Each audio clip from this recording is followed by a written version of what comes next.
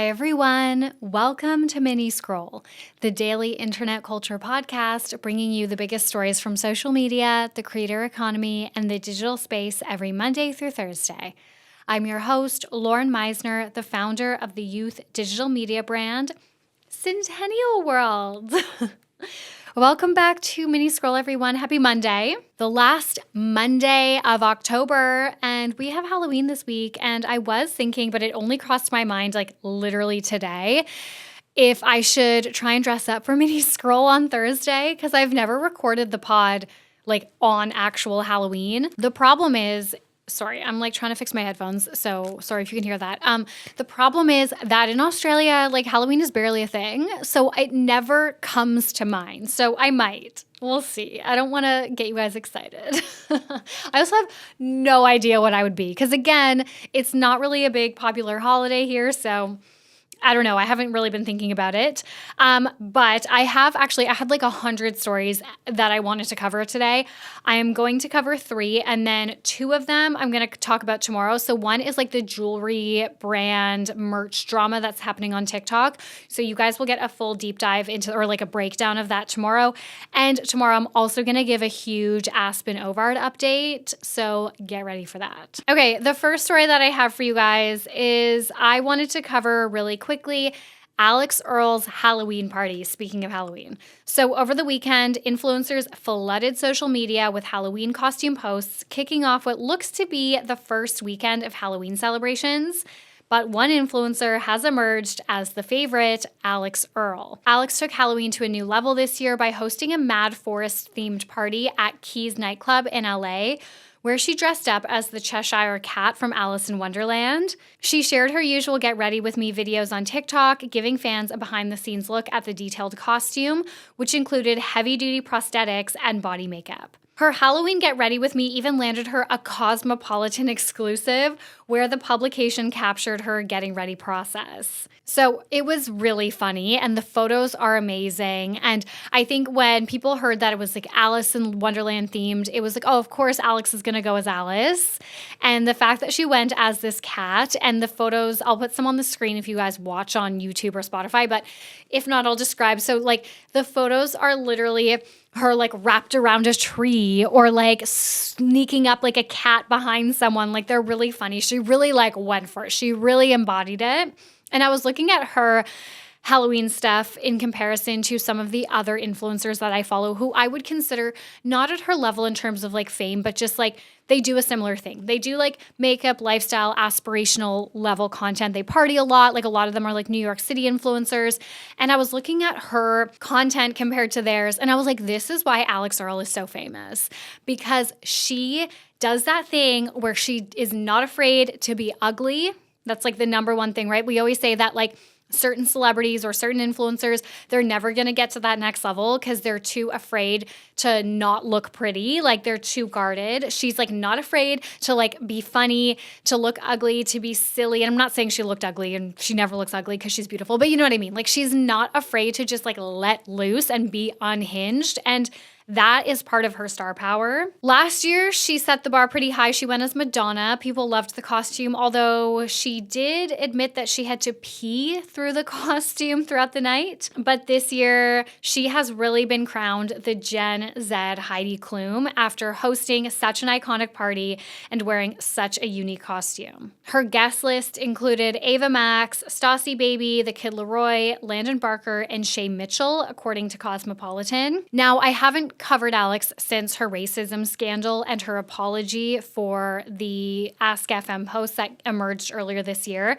And I wanted to touch on that. I feel like I can't talk about Alix in, I don't know, any type of, not even that, I mean, this is like a positive story, I guess, but you know what I mean? Like in any type of light without like addressing it, especially because it's the first time that we've talked about it. I wanted to touch on like how she's being perceived. It's been interesting to watch how all of that has left the conversation around Alix, because that was only 2 months ago, which is crazy to say. It was right before I went to Europe. I think this is interesting to see how quickly it all just went away for her. That's not the right word, because I understand it didn't go away for a lot of people in terms of how they perceive her and how they relate to her now and if they follow her anymore and all of that. But, you know, I think It's only been 2 months, like I said, and this is a huge mainstream moment for her to get an opportunity like this with Cosmo. Just 2 months off the back of that, it really shows the pitfalls of cancel culture in the sense of like, I mean, we've talked about this, but like, is anyone ever really canceled? Like when you are somebody like Alix Earle, do you ever really face consequences?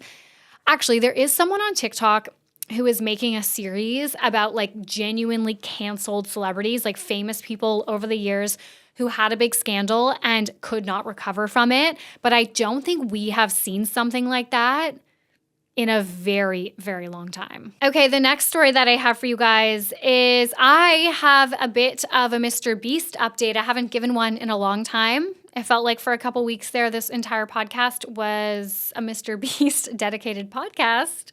So it was nice to have a bit of a break, but there are some new developments. So just over a week after Rosanna Pansino posted a video testing Lunchly, the snack kit launched by KSI, Logan Paul, and MrBeast, and finding mold in it, she is back with a new video calling out MrBeast. So as we all know by this point, Rosanna has been exposing MrBeast, aka Jimmy Donaldson, for his problematic behavior over the years. In a new YouTube video titled MrBeast Knew All Along, 1,000 plus leaked messages, she posted to her channel yesterday. Essentially, she goes through messages from their work chat on Telegram. So she alleges that the chat logs were, quote, confirmed as legitimate by multiple former MrBeast employees that were in the chats. We have been obviously unable to confirm or verify this claim, so take this with a grain of salt, but she is claiming this is true. From scrolling through the conversations, Rosanna claims that Jimmy was aware of Ava Tyson's inappropriate behavior around minors. So for a quick recap, Ava was a longtime co-host of MrBeast videos and has been friends with Jimmy since childhood. Earlier this year, she faced allegations that she sent inappropriate tweets and messages to a MrBeast fan when the fan was a minor. Ava later took to Twitter to address the claims, apologizing for her previous behavior, while also clarifying that, quote, she never groomed anyone.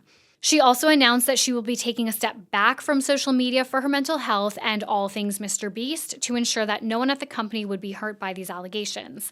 And then Jimmy issued a statement saying that he recently became aware of the allegations and was taking it seriously. It is important to note that the fan spoke out saying they did not feel groomed by Ava, but based on other stories that he had heard from other young fans, he thought it was the right move by Jimmy to kind of take a step back from his relationship with Ava. Nevertheless, in Rosanna's newest video, she states that Jimmy must have been aware of this behavior far before the news broke to the public because he was in these chats under the name John Smith. Okay, so we don't have time to go through all of the claims, but here are some examples. Among the messages she receives, Rosanna alleges that Ava sent a message including a sexually explicit photo of a 13-year-old believing it to be Ivanka Trump.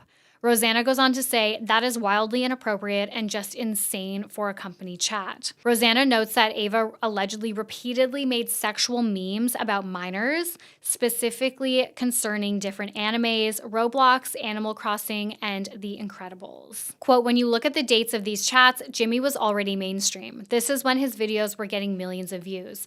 He was claiming to be really family friendly.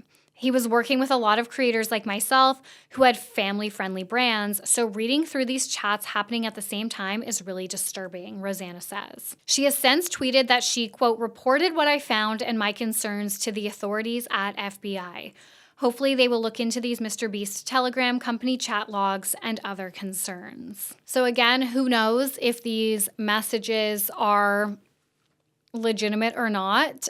I don't think Rosanna would have brought them to her channel, to the internet, if she didn't believe that they were real and she wasn't pretty sure, you know, in terms of like being verified. But like, again, who knows? I'm not sure when she decided that like taking down MrBeast was her life's mission, but I appreciate the work that she's doing, honestly.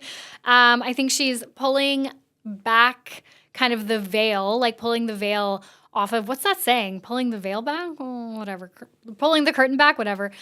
On such a powerful figure in children's entertainment, really, and I think it's necessary. Okay, the last story that I have for you guys is that Brianna Chickenfry has returned to Instagram after her Zach Bryan split. Last week, Brianna said she would be going offline for a little while to take some time to heal after the country singer broke up with her. In case you missed it, Zach broke up with Brianna and then posted to his Instagram stories the next day announcing their split.